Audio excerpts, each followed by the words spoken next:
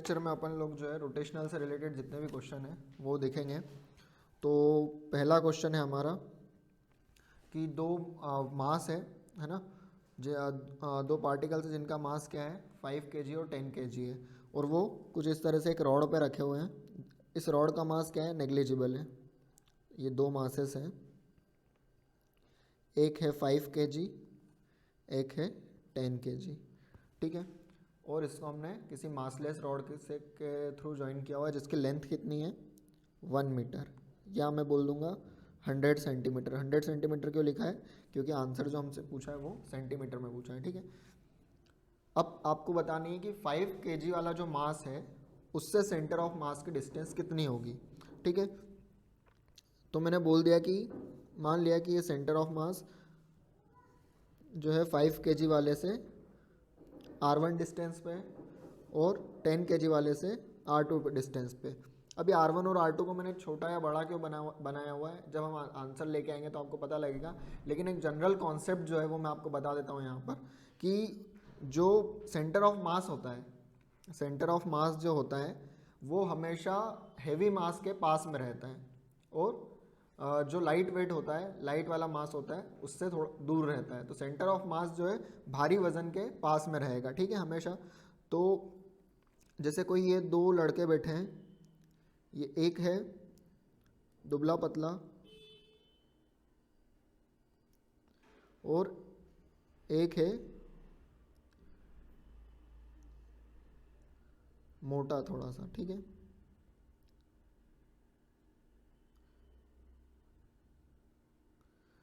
तो अगर मैं बोलूँ इन दोनों के बीच का सेंटर ऑफ मास कहाँ पर होगा, तो सेंटर ऑफ मास इसके ज़्यादा पास में होगा, इससे दूर होगा, ठीक है। तो सेंटर ऑफ मास हमेशा जो होता है हैवी वाले के पास में रहता है। अब जब भी इस तरह के क्वेश्चंस आते हैं तो आपको करना क्या होता है, ठीक है। तो हम क्या मानते हैं कि जब भी ऐसा कोई सिस्टम आ जाए, इनकी जगह M1 M2 आ जाए या कुछ भी अलग मास भी आ जाए, तो हम क्या करते हैं, किसी भी एक मास को ओरिजिन पे मान लेते हैं, ठीक है, कि एक मास हमारा ओरिजिन पे है। और इसका पूरा डेरिवेशन होता है, लेकिन वो डेरिवेशन मैं आपको यहाँ पर बताना चाहता नहीं हूँ क्योंकि वो ज़्यादा कन्फ्यूज़न क्रिएट कर देगा। उससे बेटर ये है कि मैं आपको एक डायरेक्ट फार्मूला बता दूँ इसका, ठीक है। हमने इसको मान लिया, ये सिस्टम कैसा है, इस तरह से है ना, कि हमने एक्स एक्सिस, ये वाई एक्सिस बनाई, ये एक्स एक्सिस बनाई, और एक मास को हमने कहाँ मान लिया, ओरिजिन पर। तो हमारा जो फाइनल एक्सप्रेशन निकलता है वो निकलता है M1 into R1 is equal to M2 into R2। ये M1 क्या है, मास ऑफ पार्टिकल 1। R1 क्या है, distance of centre of mass from M1, ठीक है। R2 क्या है, distance of centre of mass from M2, ठीक है। अब आपको यहाँ पर क्या करना है, अगर इस सिस्टम को लें तो मैंने मान लिया कि 5 kg वाला क्या है, हो गया हमारा M1 हो गया, 10 kg वाला M2 हो गया। तो मैं लिखूँगा यहाँ पर 5 into R1 is equal to 10 into R2। लेकिन ये R1 R2 भी हमको नहीं पता है, यहाँ पे दोनों अननोन है, ठीक है। तो इस केस में क्या करेंगे, लेकिन हमको एक चीज़ पता है कि 5 से जो सेंटर ऑफ मास की डिस्टेंस है, मान लो ये मैंने इसको O पॉइंट बोल दिया कि ये क्या है, या मैंने इसको P पॉइंट बोल दिया, है ना। तो जो R1 है आपका सेंटर ऑफ मास की जो डिस्टेंस है 5 kg वाले से, और P से लगाकर ये वाला पॉइंट, मतलब इसको मैंने बोल दिया C पॉइंट, इसको मैंने बोल दिया D पॉइंट। तो जो CP पॉइंट है और PD पॉइंट है, अगर इन दोनों को मैं जोड़ देता हूँ, मतलब R1 और R2 को अगर मैं जोड़ देता हूँ तो कितना आ जाएगा, वो 1 मीटर के बराबर है, ठीक है। तो एक चीज़ मुझे यहाँ पे पता है कि R1 प्लस R2 क्या है, यहाँ पर 100 सेंटीमीटर है, ठीक है। तो निकालना क्या है हमको, यहाँ पर R1 को फाइंड करना है ना। तो R1 को फाइंड करना है तो हम कोशिश ये करेंगे कि इस फॉर्मूला से हम R2 को एक्सक्लूड कर दें। तो R2 को कैसे एक्सक्लूड कर सकते हैं, R2 की वैल्यू निकाल कर। तो R2 is equal to 100 minus R1, ये हमने R2 की वैल्यू निकाल दी, अब इसको हम यहाँ पर रख देंगे। तो 5 इंटू R1 10 इंटू R2 की जगह 100 माइनस R1 को रख देंगे, ठीक है। तो ये हो जाएगा 200 माइनस 2R1, और ये R1 वाले को इधर लेके आएंगे, तो ये हो जाएगा R1 plus 2R1 is equal to 200। और अगर हम इसको सॉल्व करेंगे तो ये क्या आ जाएगा हमारा 3R1 इज इक्वल टू 200, और R1 अगर आ जाएगा यहाँ से 200/3 या 66.6, या हम इसको अप्रॉक्स बोल देंगे 67। तो आंसर आ जाएगा 67। तो R1 का आंसर आ गया 67। मतलब जो हमारे सेंटर ऑफ मास की जो डिस्टेंस हो जाएगी वो कितनी हो जाएगी 66.6, या हम राउंड फिगर में हमारे ऑप्शन के अकॉर्डिंग अगर देखेंगे तो वो 67 आंसर आ जाएगा, ठीक है। तो जैसा मैंने आपको कॉन्सेप्ट बताया था कि जो लाइटर मास है उससे दूर रहेगा सेंटर ऑफ मास, तो यही हुआ है ना कि डिस्टेंस जो है दूर आई। और अगर मैं बोलता यही चीज़ कि 10 kg के लिए 10 kg से सेंटर ऑफ मास कितना हो जाएगा, तो 1 माइनस 67 मतलब 33 सेंटीमीटर, ठीक है। तो इस तरह से आपको जो है सेंटर ऑफ मास निकालना है। इस तरह के क्वेश्चन में काफ़ी इजी क्वेश्चन होते हैं, है ना। तो आपको बस ये चीज़ इंपॉर्टेंट है याद रखना है, आप अपने नोट्स में भी इसको ऐड कर सकते हैं, ठीक है। आप ऐसा सिस्टम जो है बना लेंगे और इसको अपने नोट्स में ऐड करना है, ठीक है। ये M1 M2 और ये इस तरह से आप बना सकते हो।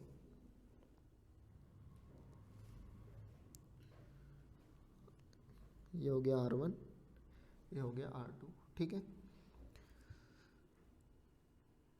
और ये जो डिस्टेंस है वो कितनी है D, और D किसके बराबर होती है R1 प्लस R2 के।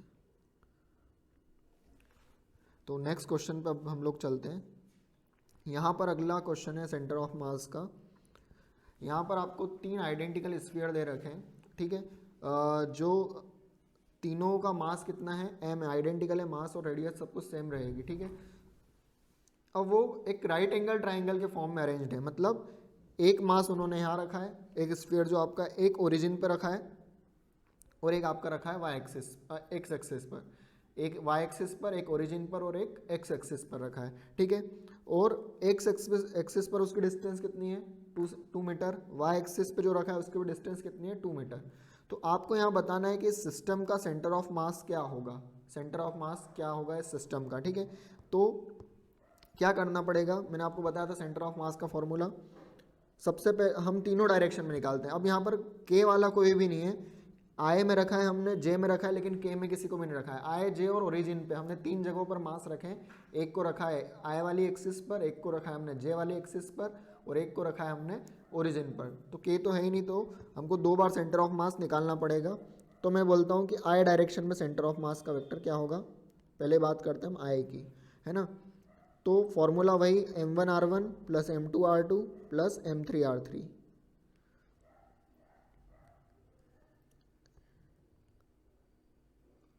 R1 ये किस डायरेक्शन में होना चाहिए,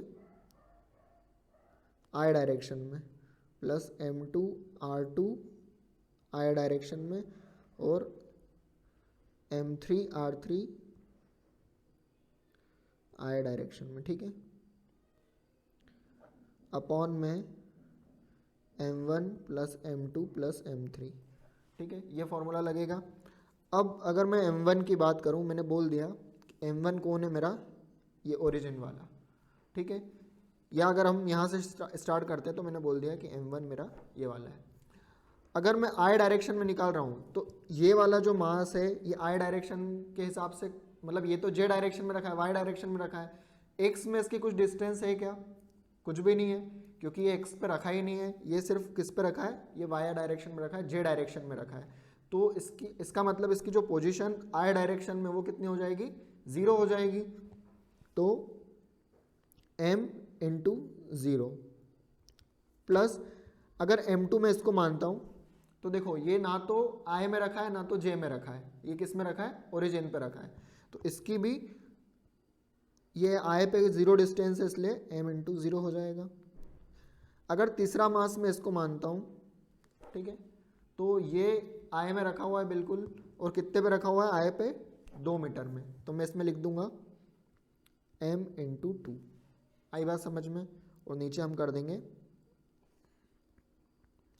m1, अच्छा m1 plus m2 plus m3, ये तो क्या है, तीनों इक्वल है, m तो ये 3m हो जाएगा। तो I कितना आ जाएगा आपका 2/3 I, है ना। यहाँ से m को कॉमन, ये तो 0 0 हो जाएंगे, तो 2m/3m बचेगा, m से m को कैंसिल कर देंगे और इसको मैं 2I लिखूंगा। क्यों? क्योंकि हमको बताना है कि ये I डायरेक्शन में हम निकाल रहे हैं, तो 2I लिखूंगा, ठीक है। सेम वे में अगर हम J डायरेक्शन में निकालते हैं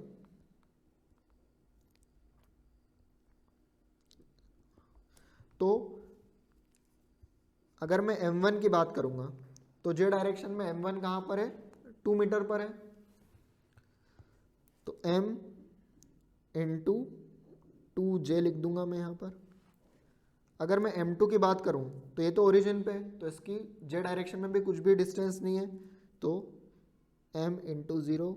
अगर मैं थर्ड वाले की बात करता हूं तो ये J डायरेक्शन में इसकी जो डिस्टेंस है वो कितनी है, 0 है, तो ये भी कितना हो जाएगा, m इंटू 0 अपॉन में 3m, तो RJ कितना आ जाएगा आपका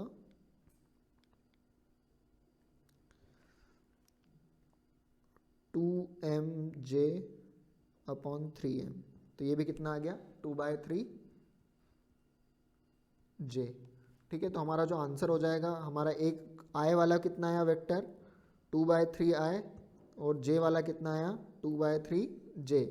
तो हमारे अगर ऑप्शन चेक करेंगे हम लोग तो C वाला जो ऑप्शन है 2/3I प्लस 2/3J, 2/3 को हमने कॉमन निकाल लिया और हमारा जो आंसर है वो ये आ जाएगा, ठीक है। नेक्स्ट क्वेश्चन पर चलते हैं। कोई सॉलिड स्फीयर है जो कि फ्रीली रोटेट हो रहा है उसके सिमेट्रिक के एक्सिस पर, ठीक है, सिमेट्रिकल एक्सिस पर। अगर रेडियस आपने इंक्रीज कर दी मास को कांस्टेंट रखते हुए, ठीक है, आपने मास को कांस्टेंट रखा है और रेडियस को इंक्रीज कर दिया, तो which of the following physical quantities would remain constant for the sphere, ठीक है। स्फीयर के लिए इनमें से क्या कांस्टेंट रहेगा, तो हम एक एक को डिस्कस करते हैं। तो देखो, अगर रोटेशनल काइनेटिक एनर्जी की बात करो तो रोटेशनल काइनेटिक एनर्जी आपने पढ़ी है, रोटेशनल काइनेटिक एनर्जी ये क्या होती है, ½I⍵², ठीक है। तो अगर हम लोग क्या करेंगे, इसका मास कांस्टेंट रखेंगे और इसकी रेडियस को चेंज कर देंगे।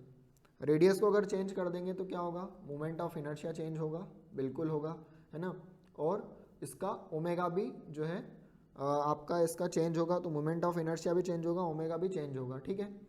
तो यहाँ पर क्या होगा, देखो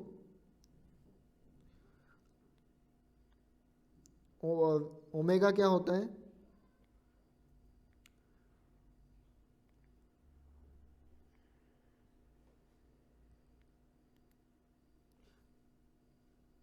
अगर हम रोटेशनल काइनेटिक एनर्जी को चेंज करेंगे तो सिर्फ हमारा क्या चेंज होगा, आई चेंज होगा, ठीक है। तो रोटेशनल काइनेटिक एनर्जी भी चेंज हो जाएगी, है ना। सॉरी, अगर हम रेडियस को चेंज करते हैं तो हमारा आई भी चेंज होगा, जिसकी वजह से रोटेशनल काइनेटिक एनर्जी भी चेंज हो जाएगी, ठीक है। फिर इसके बाद मोमेंट ऑफ इनर्शिया, तो मोमेंट ऑफ इनर्शिया तो चेंज हो ही रहा है ना। एंगुलर वेलोसिटी, अब मैंने आपको एक एग्जांपल बताया था कि एक ये लड़की है, ये किसी प्लेटफॉर्म पे खड़ी रहती है, ठीक है। एक बार ये कैसे घूमती है, ऐसे हाथ दोनों फैला देती है ना, ऐसे घूमती है। तो जैसे ये अपने हाथ फैलाती है तो फिर क्या होता है कि ये जो प्लेटफॉर्म की स्पीड है या इसके घूमने की स्पीड है वो कम हो जाती है। क्यों, मास डिस्ट्रीब्यूशन बढ़ जाता है ना, तो मोमेंट ऑफ इनर्शिया इसका बढ़ जाता है और उसकी वजह से क्या होता है कि ओमेगा जो है इसका कम हो जाता है ना। और जैसे ही ये अपने हाथ समेटती है तो क्या होता है, हाथ समेटती है तो मास डिस्ट्रीब्यूशन जो है वो कम हो जाता है, जिसकी वजह से मोमेंट ऑफ इनर्शिया कम हो जाता है और आपका ओमेगा जो है बढ़ जाता है। तो ये चीज़ मैंने आपको पिछले लेक्चर में एक्सप्लेन की थी, एंगुलर जब हमने मोमेंटम पढ़ा था। तो यहाँ पर हो क्या रहा है कि अगर ये अपनी मतलब हाथ अगर ये अपने ऐसे कर लेती है, इसका मतलब ये क्या है, रेडियस कम कर रही है अपनी, ठीक है। तो सेम केस होगा स्फीयर के साथ भी। तो स्फीयर में भी क्या होगा कि अगर स्फीयर की हम रेडियस कम कर देंगे तो और मास को कांस्टेंट रखेंगे। अब इस लड़की का मास तो कांस्टेंट है, ठीक है, चेंज क्या कर रही है, सिर्फ अपने हाथ मास डिस्ट्रीब्यूशन को चेंज कर रही है ना। तो रेडियस कम करके हम क्या कर रहे हैं, स्फीयर का मास डिस्ट्रीब्यूशन चेंज कर रहे हैं, मास तो कांस्टेंट है। तो अगर हम क्या करते हैं, स्फीयर की रेडियस को कम बढ़ा देते हैं या कम कर देते हैं। अभी हम इस स्फीयर की रेडियस को क्या कर रहे हैं, बढ़ा रहे हैं। तो बढ़ा के हमने क्या किया, मास डिस्ट्रीब्यूशन बढ़ा दिया, तो मोमेंट ऑफ इनर्शिया क्या हो जाएगा, इसका बढ़ेगा, है ना, और एंगुलर वेलोसिटी क्या हो जाएगी, कम हो जाएगी। लेकिन एक चीज़ मैंने बताया था कि मैक्सिमम केसेस में कांस्टेंट रहेगी, वो होती है एंगुलर मोमेंटम, है ना। एंगुलर मोमेंटम आपका कांस्टेंट रहता है, हम इसलिए लिखते हैं I1 ओमेगा 1 I2 ओमेगा 2, है ना। अगर मोमेंट ऑफ इनर्शिया ज़्यादा तो ओमेगा कम हो जाता है, मोमेंट ऑफ इनर्शिया कम होगा तो ओमेगा ज़्यादा हो जाता है। ये लड़की वाला जो केस मैंने बताया था, है ना, कि जब ये हाथ फैला के रखती है तो इसका मोमेंट ऑफ इनर्शिया क्या होता है, ज़्यादा होता है, तो ओमेगा इसकी कम हो जाती है। जब ये हाथ अपने पीछे कर लेती है ना, तब इसका मोमेंट ऑफ इनर्शिया क्या होता है, कम हो जाता है और ओमेगा बढ़ जाती है। तो कांस्टेंट एक ही चीज़ रहती है, वो क्या रहती है, आपकी आई ओमेगा, जो कि कहलाती है क्या, एंगुलर मोमेंटम। L1 = L2, ठीक है। तो इस केस में आपका जो है एंगुलर मोमेंटम कांस्टेंट रहेगा। तो नेक्स्ट क्वेश्चन हम लोग देखते हैं। कोई सॉलिड स्फीयर है जो कि रोलिंग मोशन में है, ठीक है, और जब कोई भी चीज़ रोलिंग में होती है तो उसमें दोनों तरह की काइनेटिक एनर्जी होती है, रोटेशनल काइनेटिक एनर्जी भी होती है और अपनी ट्रांसलेशनल काइनेटिक एनर्जी भी होती है। तो रोटेशनल और ट्रांसलेशनल को मिलाकर क्या बनती है, रोलिंग काइनेटिक एनर्जी। अगर मैं रोलिंग काइनेटिक एनर्जी यहाँ पर लिखता हूँ किसी के लिए भी, अभी हमें क्वेश्चन में स्फीयर दिया है, लेकिन रोलिंग काइनेटिक एनर्जी अगर मैं लिखता हूँ तो वो हो जाती है ट्रांसलेशनल प्लस रोटेशनल। ट्रांसलेशनल की वैल्यू क्या होगी, हाफ mv², रोटेशनल की क्या होती है, हाफ I ओमेगा स्क्वायर, ठीक है। अब ये तो नॉर्मल फॉर्मूला हो गया इसका। अब जैसे हमने अलग अलग ऑब्जेक्ट्स देखे, रिंग देखा, डिस्क देखा, और इसके अलावा हम लोगों ने सॉलिड स्फीयर,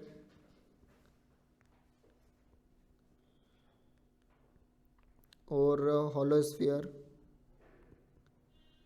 इसके अलावा सिलेंडर, सॉलिड वाला और हॉलो सिलेंडर, ठीक है। सबके अंदर हम लोगों ने देखा तो रिंग का मोमेंट ऑफ इनर्शिया क्या था, mr², डिस्क का mr²/2, सॉलिड स्फीयर का 2/5 mr², हॉलो स्फीयर का था 2/3 mr², सॉलिड सिलेंडर का था हाफ मतलब mr²/2, हॉलो सिलेंडर का क्या था, mr², ठीक है। तो सब में mr² कॉमन है ना, सारी जो चीज़ें हैं उसमें mr² कॉमन है, और mr² के बाद में जो बचता है हम उनको क्या बोल देते हैं, ये वैल्यू होती है k²/r² की। k क्या होता है यहाँ पर, रेडियस ऑफ गायरेशन। तो अगर रिंग की बात करूँगा तो k²/r² की वैल्यू हो जाती है 1, डिस्क के लिए 1/2, सॉलिड स्फीयर के लिए k²/r² कितना हो जाता है 2/5, हॉलो के लिए 2/3, सॉलिड सिलेंडर के लिए हो जाता है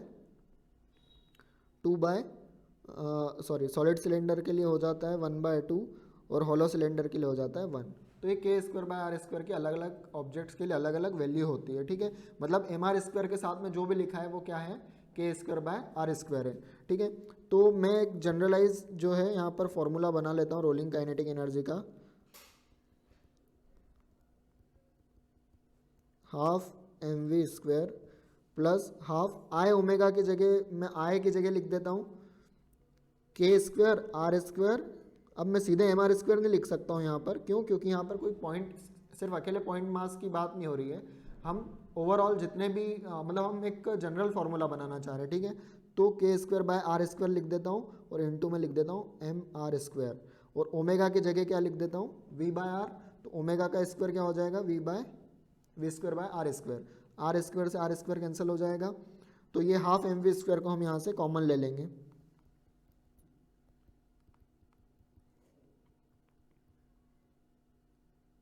और अंदर क्या बच जाएगा आपका, इधर बचेगा 1 प्लस k²/r²। तो ये जनरल फॉर्मूला जो है आपको रोलिंग काइनेटिक एनर्जी का याद रखना है, ठीक है।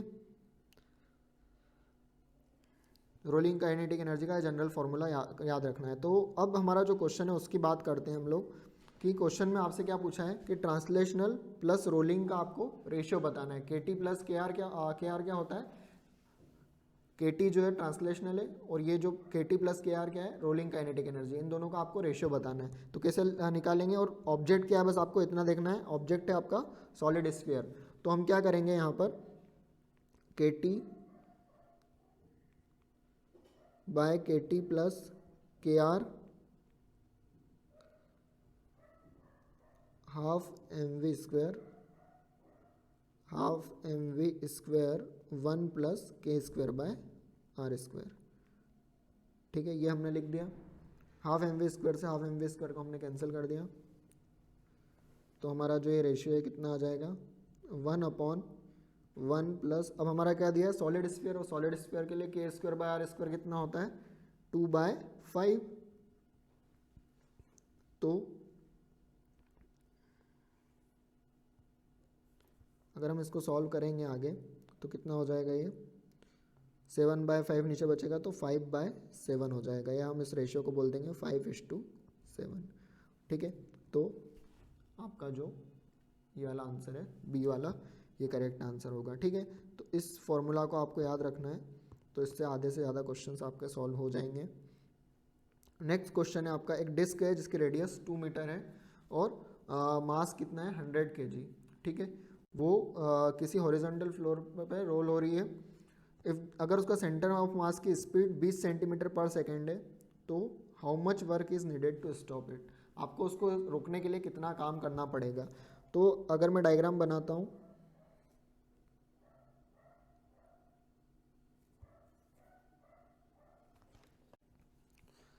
इसका मास जो है वो कितना है 100 kg है, रेडियस जो है इसकी वो कितनी है 2 मीटर है।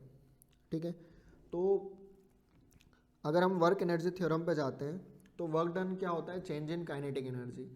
अब चेंज इन काइनेटिक एनर्जी, पहले तो ये चल रही है तो उसकी अगर वर्क डन अगर हम देखेंगे तो वो क्या हो जाएगा डेल्टा के ई। तो अगर हम इसको रोक देंगे तो इसकी काइनेटिक एनर्जी जीरो हो जाएगी, लेकिन अभी तो ये चल रही है डिस्क, है ना। तो के ई 1 माइनस के ई 2। ठीक है, तो इनिशियल काइनेटिक एनर्जी तो कितनी है आपकी, इनिशियल काइनेटिक एनर्जी कितनी है इसकी, half M V square, final कितनी हो जाएगी half M V two square. लेकिन आप रोक रहे हो तो वी टू कितना हो जाएगा यहाँ पर 0, तो फाइनल काइनेटिक एनर्जी भी आपकी कितनी हो जाएगी 0। रोकने वाले केस में वी टू कितना हो जाता है 0 हो जाता है, तो फाइनल काइनेटिक एनर्जी भी आपकी 0 हो जाएगी। तो आपका जो वर्क डन लगेगा वो कितना लगेगा, हाफ, मास था इसका 100 kg, वेलोसिटी 20 सेंटीमीटर पर सेकेंड, तो सेंटीमीटर को मीटर पर सेकेंड में कन्वर्ट करेंगे।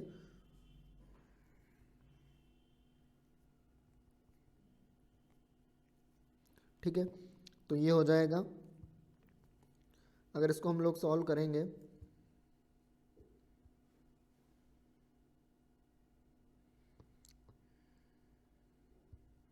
लेकिन ये रोल हो रही है तो इसमें हमको साथ में जो है रोलिंग काइनेटिक एनर्जी का फॉर्मूला लगाना पड़ेगा। ठीक है, तो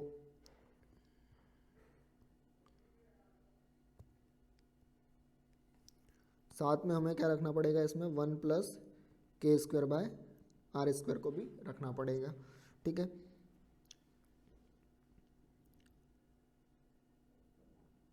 ये 4 0 से इधर कैंसिल हो जाएंगे, 2 इधर वाले 2 से कैंसिल हो जाएगा, बचेगा क्या 2, 1 plus K square by R square. तो K square by R square disc का कितना होता है, के स्क्वायर बाय आर स्क्वायर 1/2।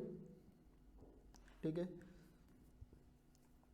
तो ये हो जाएगा 2 इंटू 3/2, तो आंसर आ जाएगा 3 जूल। इतना वर्क आपको करना पड़ेगा इसको रोकने के लिए। तो वर्क डन पूछा था तो हमने क्या किया, initial kinetic energy minus final kinetic energy हमने कर दिया और आंसर निकाल दिया। ठीक है, नेक्स्ट क्वेश्चन है, हमको टॉर्क बताना है इसके अंदर। अगर कोई फोर्स जो है किसी पार्टिकल पर लग रहा है और फोर्स की वैल्यू कितनी है 3 न्यूटन है जे डायरेक्शन में। ठीक है, और पोजीशन क्या है उसकी 2 मीटर है के डायरेक्शन में और टॉर्क निकालना है। तो टॉर्क का फॉर्मूला क्या होता है, आर क्रॉस एफ। ठीक है, तो क्रॉस प्रोडक्ट करना पड़ेगा यहाँ पर। तो क्रॉस प्रोडक्ट करते हैं, इधर आर लिखेंगे, इधर एफ लिखेंगे, इधर आई जे और के लिखेंगे। तो आर की वैल्यू सिर्फ जे वाली डायरेक्शन में है। अच्छा, यहाँ पर प्लस माइनस और प्लस। ठीक है, तो आर की वैल्यू सिर्फ किस डायरेक्शन में, जे डायरेक्शन में। तो जे में कितनी है, 3 है। और फोर्स की डायरेक्शन, सॉरी आर की डायरेक्शन जो है सिर्फ के में है 2 मीटर, और फोर्स की डायरेक्शन सिर्फ जे में है। ठीक है, तो ऑब्वियस सी बात है कि दो वेक्टर आपको ये जो दिए हैं जे और के, और इनका क्रॉस प्रोडक्ट करेंगे तो आंसर जो है वो आई वाला ऑप्शन ही आएगा। तो इस हिसाब से हमारा ए और सी तो कैंसिल हो जाते हैं। क्यों? क्योंकि अगर दो वेक्टर हैं हमारे, इनका क्रॉस प्रोडक्ट जो है वो जे या के तो नहीं आएगा, वो आई ही आएगा, है ना। तो करते हैं कितनी, अब उसकी मैग्नीट्यूड भी सब में 6 है। तो अब आपको सिर्फ ये देखना है कि प्लस होगा या माइनस होगा, तो इतना ही रह जाता है। तो क्रॉस प्रोडक्ट करते हैं हम लोग। तो पहले ऊपर से नीचे जाना है 0, फिर नीचे से ऊपर जाना है 6,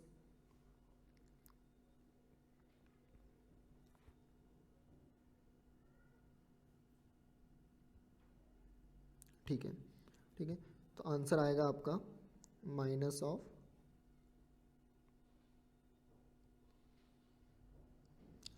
आए। ठीक है, तो आंसर हो जाएगा बी वाला। ठीक है, तो आर क्रॉस एफ आपका कितना हो जाएगा, -6 आए, है ना। तो ये आपको जो है टॉर्क इस तरह से निकालना है। नेक्स्ट क्वेश्चन पे अपन चलते हैं। कोई सॉलिड सिलेंडर है जिसका मास कितना है, 2 kg है, रेडियस उसकी 4 सेंटीमीटर है, वो उसकी एक्सिस पे रोटेट हो रहा है 3 RPM से। अभी RPM क्या है, RPM दिया जाता है एंगुलर वेलोसिटी निकालने के लिए। ठीक है, the torque required to stop after 2 pi revolution is. तो ये जो 2 पाई रिवॉल्यूशंस बोला है, ये क्या दे रखा है, नंबर ऑफ रिवॉल्यूशंस दे रखे हैं। ठीक है, तो आपको जो है टॉर्क की वैल्यू निकालना है। अब टॉर्क आपका फॉर्मूला क्या होता है, अब टॉर्क के आपके पास दो फॉर्मूले हैं, एक तो है आर क्रॉस एफ, ठीक है, और दूसरा है आपके पास टॉर्क का फॉर्मूला आई अल्फा। ठीक है, तो यहाँ पर ये वाला फॉर्मूला हम लोग यूज़ करेंगे। ठीक है, अब लेकिन आपके पास यहाँ पर अल्फ़ा नहीं है। अल्फ़ा क्या है, आपका एंगुलर एक्सेलरेशन। लेकिन आपको यहाँ पर ओमेगा दे रखा है, 2 पाई रिवॉल्यूशन दे रखा है, तो आप जो है उससे थीटा निकाल सकते हो। वो कैसे निकाल सकते हो मैं बताता हूँ, है ना। तो हम सबसे पहले अल्फ़ा निकालेंगे, और अल्फ़ा को निकालने के लिए हमको एक फार्मूला लगेगा। यहाँ पर आपको दिया क्या क्या है, थीटा दे रखा है। सर कहाँ दिया है थीटा, तो उसने बताया है कि वो 2 पाई रिवॉल्यूशन चल लेता है, मतलब नंबर ऑफ रिवॉल्यूशन दे रखे हैं 2 पाई। ठीक है, तो एक रिवॉल्यूशन में वो कितना चलता है, अगर एक रिवॉल्यूशन कोई भी चल रहा है, अगर मैं बोल रहा हूँ कि एक बार मैं पूरा गोल घूमता हूँ, तो डिस्प्लेसमेंट मेरा कितना होता है, थीटा कितना होता है मेरा 2 पाई का। ठीक है, अगर मैं 2 रिवॉल्यूशन चलूँगा तो मेरा थीटा कितना हो जाएगा 2 × 2 पाई। और अगर मैं 2 पाई रिवॉल्यूशंस चलूँगा तो मेरा थीटा कितना हो जाएगा 2 पाई × 2 पाई। तो इसका थीटा कितना आ जाएगा 4 पाई स्क्वायर, है ना। तो थीटा आ गया 4 पाई स्क्वायर। ओमेगा, अब ओमेगा की बात करते हैं। तो ओमेगा जो है वो होती है RPM × π/30। ठीक है, RPM कितना दे रखा है आपको 3, तो ओमेगा कितनी आ जाएगी आपकी π/10। तो ओमेगा आपका आ गया π/10। बस अब आपको क्या लगानी है, इक्वेशन ऑफ मोशन लगानी है, और आप अल्फ़ा निकाल सकते हो। तो हम क्या कर रहे हैं, टॉर्क को अप्लाई करके स्टॉप कर रहे हैं। स्टॉप कर रहे हैं मतलब फाइनल वेलोसिटी को हम क्या कर रहे हैं, फाइनल एंगुलर वेलोसिटी को हम जीरो कर रहे हैं। तो हमको ऐसी इक्वेशन ऑफ मोशन लगानी है जिसमें आपकी कितनी चीज़ें आती हो, आपका अल्फा अब अल्फा तो सब में आएगा, लेकिन आपका इनिशियल फाइनल एंगुलर वेलोसिटी आना चाहिए और थीटा आना चाहिए, ठीक है। तो ऐसी कौन सी इक्वेशन है, थर्ड इक्वेशन ऑफ मोशन लगेगी यहाँ पर, ओमेगा 2 का square is equal to omega 1 का स्क्वायर माइनस 2 अल्फा थीटा, ठीक है। ओमेगा 2 कितनी है, 0 है। ओमेगा 1 कितनी है आपकी, इनिशियल एंगुलर वेलोसिटी कितनी है, π/10, 2 अल्फा आपको निकालना है, थीटा कितना है आपका 4π², ठीक है। अब अगर हम इसको क्या करते हैं सॉल्व, तो अल्फा कितना आएगा आपका यहाँ से, π/100 इज इक्वल टू 2 अल्फा 4π², π² से π² कैंसिल हो जाएगा, तो अल्फा कितना आ जाएगा आपका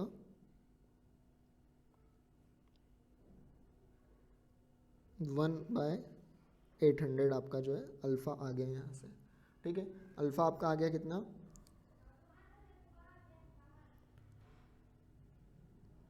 1/800। अब हम इसको क्या करते हैं, हमारे इस फॉर्मूला में रख देंगे, ठीक है। तो अल्फा इज इक्वल टू क्या हो जाएगा, sorry torque is equal to क्या हो जाएगा, आई अल्फा, आई कितना है आपका, सॉलिड सिलेंडर है, ठीक है, तो हाफ m r², तो यहाँ पर भी आपको क्या है सेंटीमीटर में दिया है, तो आपको उसको मीटर में कन्वर्ट करना पड़ेगा और इंटू अल्फ़ा 1/800, ठीक है। इसको हम आगे सॉल्व करेंगे।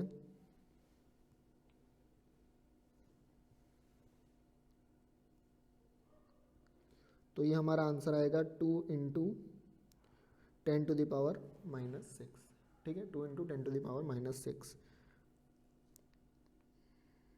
तो डी वाला जो है वो करेक्ट आंसर है। तो इस तरह से आपको यहाँ पर करना है, आपको अल्फ़ा निकालना पड़ेगा। इस चीज़ पे आपको ध्यान देना है कितने नंबर ऑफ रिवॉल्यूशन बोले, उससे हम थीटा निकालेंगे और बाद में रख देंगे, ठीक है। तो ले देकर यहाँ पर कुछ गिनती के फॉर्मूले हैं जो आपको पता होना चाहिए और आपसे रोटेशनल बहुत इजीली बन जाएगा। नेक्स्ट क्वेश्चन पर हम चलते हैं। 3 बॉडीज़ है जिनका मास कितना है 5 kg, 4 kg और 2 kg, और उनकी वेलोसिटी कितनी है 5, 4 और 2 मीटर पर सेकेंड एक्स एक्सिस का लॉन्ग। तो आपको सेंटर ऑफ मास की वेलोसिटी का मैग्नीट्यूड बताना है कितना होगा, ठीक है। तो क्या करेंगे, velocity of centre of mass is equal to m1v1 plus m2v2 plus m3v3 upon में m1 plus m2 plus m3। Solve करो इसको, 5 × 5 प्लस 4 × 4 प्लस 2 × 2 अपॉन में 5 प्लस 4 प्लस 2, तो ये हो जाएगा 25 प्लस 16 प्लस 4 और अपॉन में हो जाएगा 11, 45/11, 4 पॉइंट कुछ आएगा, अप्रॉक्स 4 मान लेते हैं, ठीक है। तो 4 मीटर पर सेकेंड आएगा। बी वाला ऑप्शन जो है आपका यहाँ पर करेक्ट आंसर रहेगा। तो नेक्स्ट क्वेश्चन है जो एक इंक्लाइंड प्लेन है ना, और जो स्फीयर है वो रोल करता है इनिशियल वेलोसिटी 2.8 मीटर पर सेकेंड के साथ। तो आपको मैक्सिमम डिस्टेंस जो है इंक्लाइंड प्लेन पे कितनी होगी ये यहाँ पर फाइंड करना है कि कितने डिस्टेंस जो है मैक्सिमम डिस्टेंस ये चलेगा यहाँ पर, ठीक है। तो कैसे निकालेंगे, अब आपको ये x निकालना है, ठीक है। ये होती है हाइट। तो अगर हम फॉर्मूला देखें, हाफ mv², रोलिंग के केस में काइनेटिक एनर्जी क्या होती है k² r², ठीक है। और mg अब इसको एम जी कंपोनेंट तो लग नहीं रहा है, सिर्फ इसको कौन सा कंपोनेंट लगता है यहाँ पर, जी साइन थीटा, ठीक है। तो एम जी साइन, या एम जी एच बोल देते हैं, ठीक है, एम जी एच बोल दिया। और एच क्या होता है,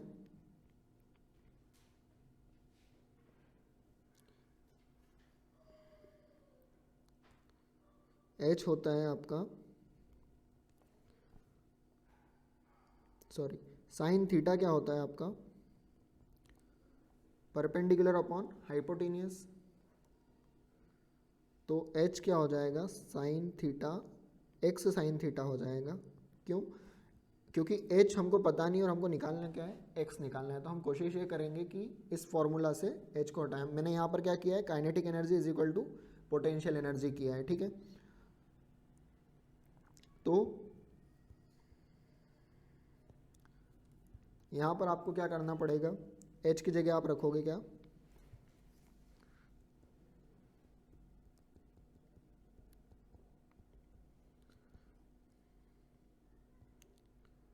एक्स साइन 30, ठीक है। मास से मास कैंसिल हो जाएगा। वेलोसिटी आपको यहाँ पर कितनी दी है,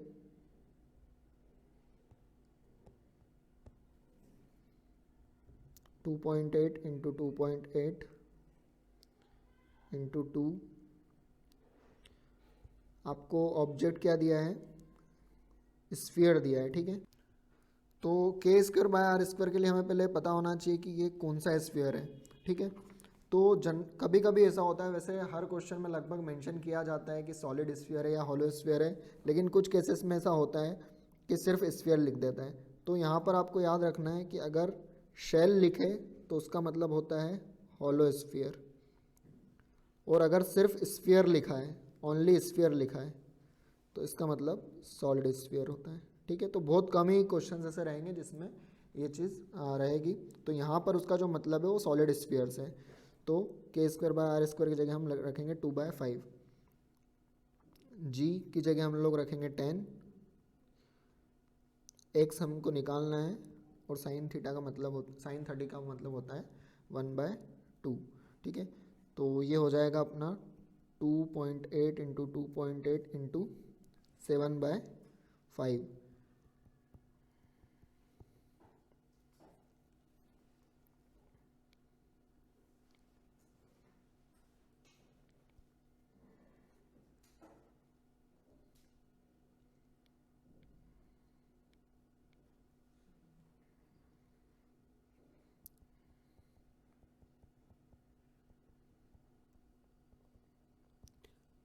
अगर इसको सॉल्व करेंगे तो जो हमारा आंसर है, अगर हम इसको अप्रॉक्सीमेटली 3 मान के करते हैं तो 9 7 ज़ा 63, और 63/50, तो 1.2 के आसपास आना चाहिए आंसर। तो यहाँ पर 1 पॉइंट में मतलब जो हमने अप्रॉक्स लिया है, ठीक है, तो उसकी वजह से आंसर जो है चेंज हो सकता है। तो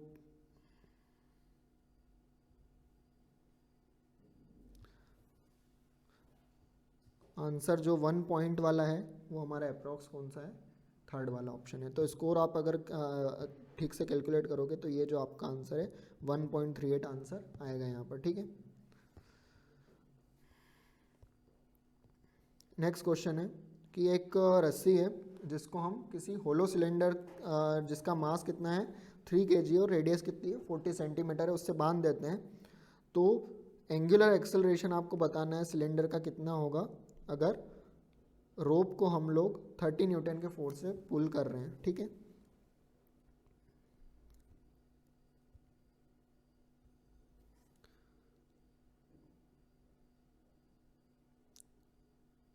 ये आपका होलो सिलेंडर है,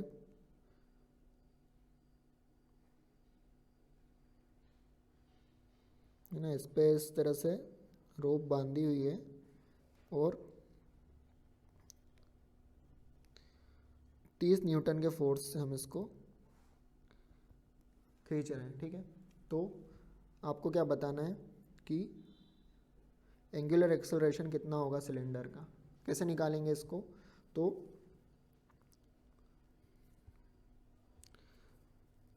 ये किस वजह से घूम रहा है, इसको टॉर्क जो है वो लग रहा है।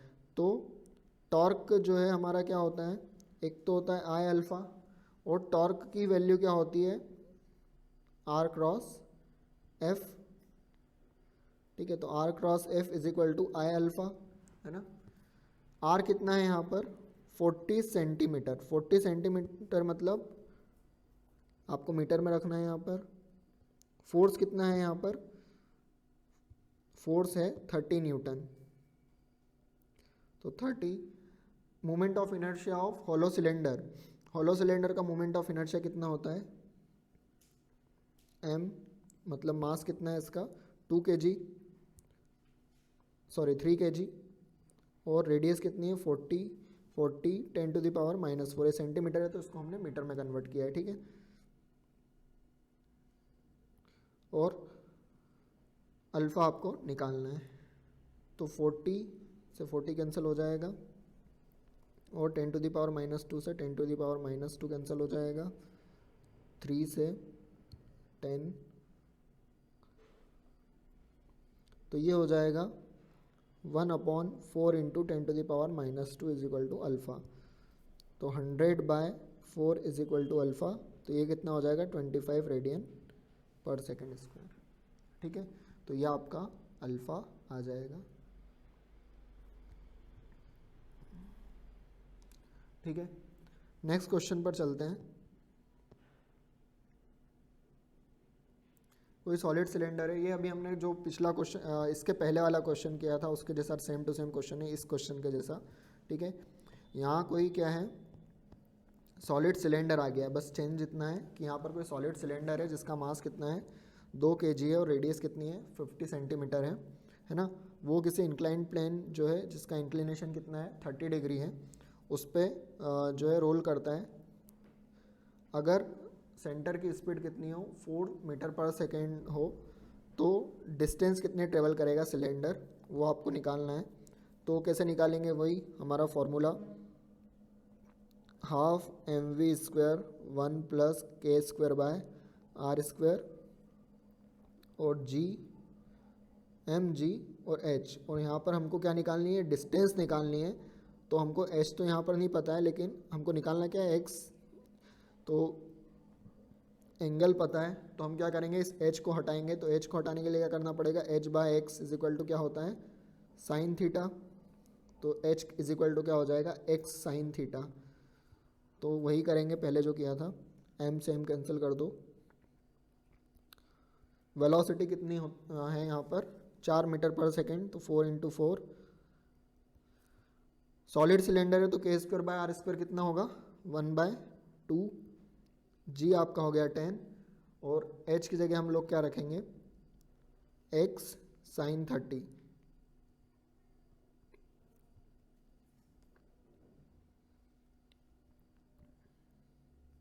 वन प्लस 1/2 3/2, ठीक है। 1/2 से 1/2 कैंसिल कर दो, तो 24/10 इज इक्वल टू x, और x इज इक्वल टू हो जाएगा 2.4, ठीक है। तो ये आंसर आएगा 2.4। नेक्स्ट क्वेश्चन देखते हैं। दो मास है 6 और 2 यूनिट है जिनका मास, ठीक है, और पोजीशन है उनकी 6i - 7j और 2i 5j - 8k, ठीक है। तो इनके सेंटर ऑफ मास के कोऑर्डिनेट्स क्या होंगे, ठीक है, तो आपको बताना है। तो वही formula centre of mass in i direction m1 into x1, तो m की डिस्टेंस m1 की डिस्टेंस x में कितनी है 6,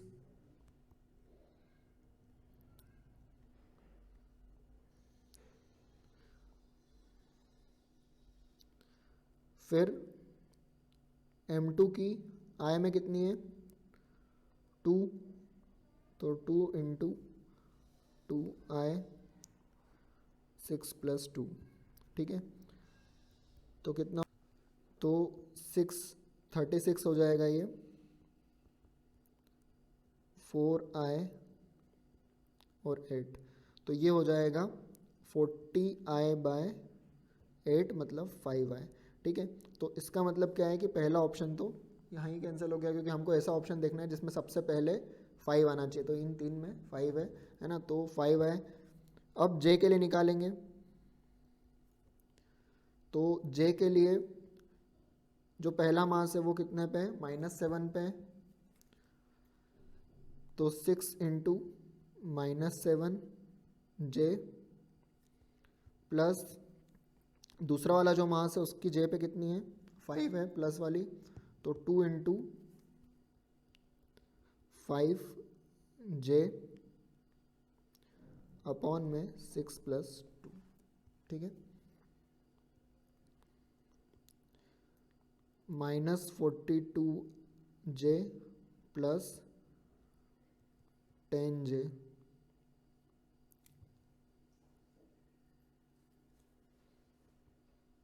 -32 जे/8, तो -4 जे आंसर आएगा, ठीक है। तो -4 जे 5 आए, -4 जे, अब के में भी निकाल लेते हैं।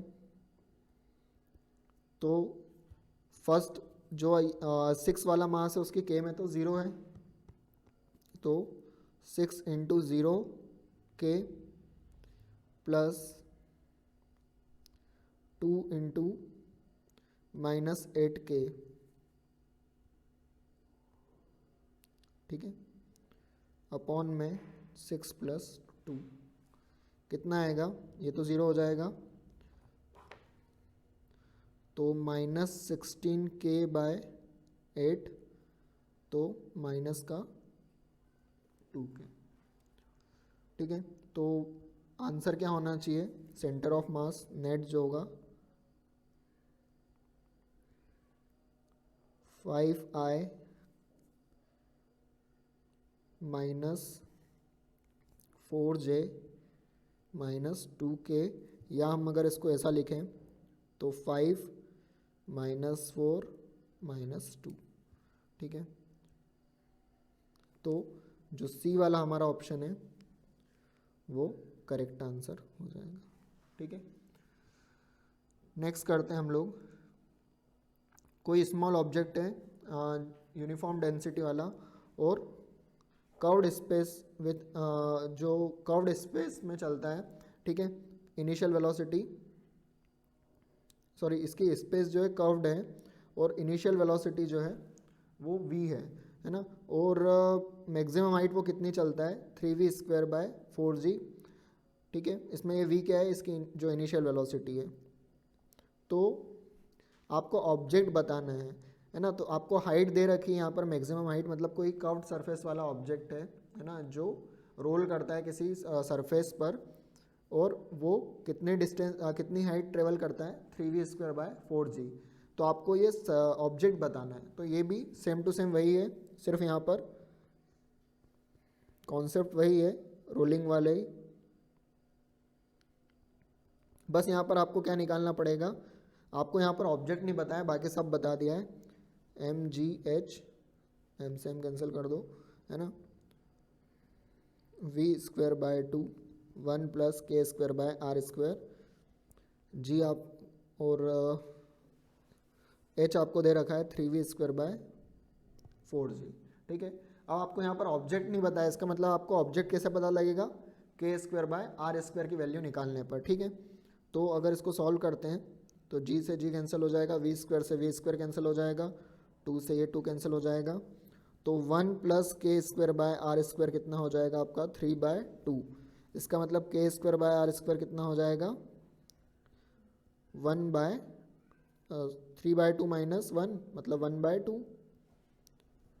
अब 1/2 k²/r² किसका होता है, या तो सॉलिड सिलेंडर होना चाहिए या डिस्क होना चाहिए, ठीक है।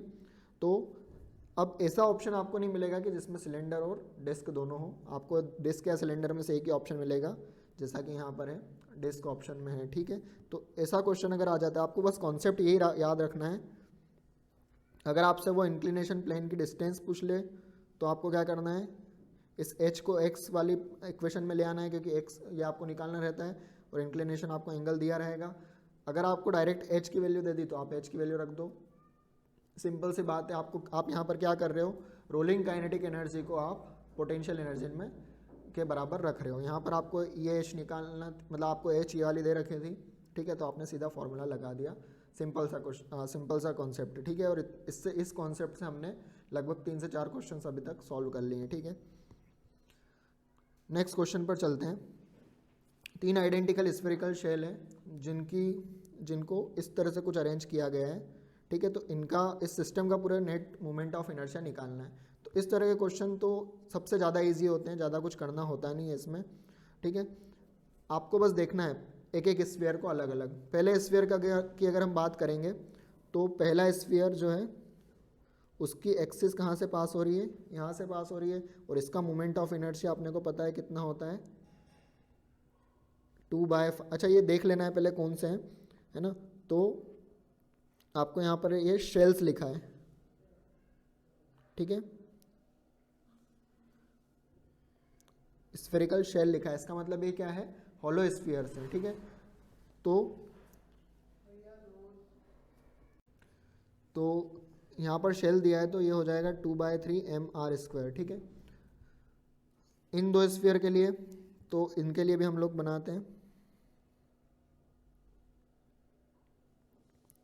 इस स्फीयर की अगर बात करें तो इसके लिए ऐसा डायग्राम बनेगा। मेन स्फीयर को बोल देता हूँ A, B और C। A का हमने निकाल लिया, B के लिए। अच्छा B और C एक जैसे ही हैं, है ना,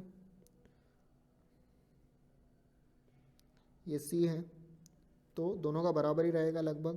तो इसके लिए अगर हम निकालते हैं तो मोमेंट ऑफ इनर्शिया कितना हो जाएगा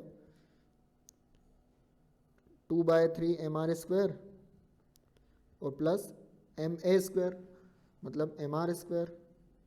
यहाँ पर कौन सी पैरेलल एक्सिस थ्योरम लग जाएगी, ठीक है। और सेम टू सेम वही मोमेंट ऑफ इनर्शिया इसके लिए भी रहेगा 2/3 mr² प्लस mr², ठीक है। तो अब लास्ट में क्या करते हैं, नेट मोमेंट ऑफ इनर्शिया के लिए सबको हम जोड़ देते हैं, I1 plus I2 plus I3, ठीक है, सबको हम जोड़ देंगे। वेक्टर का कोई लफड़ा है नहीं यहाँ पर, ठीक है, क्योंकि मोमेंट ऑफ इनर्शिया है। तो 2/3 mr² प्लस ये कितना हो जाएगा 5/3 mr² प्लस 5/3 mr², टोटल हो जाएगा 12 mr²/3। तो आंसर आ जाएगा 4 mr², ठीक है। तो ये कुछ क्वेश्चंस हैं मोमेंट ऑफ इनर्शिया से रिलेटेड, है ना। नेक्स्ट वीडियो में हम लोग कुछ और क्वेश्चन इसमें ऐड करेंगे, है ना।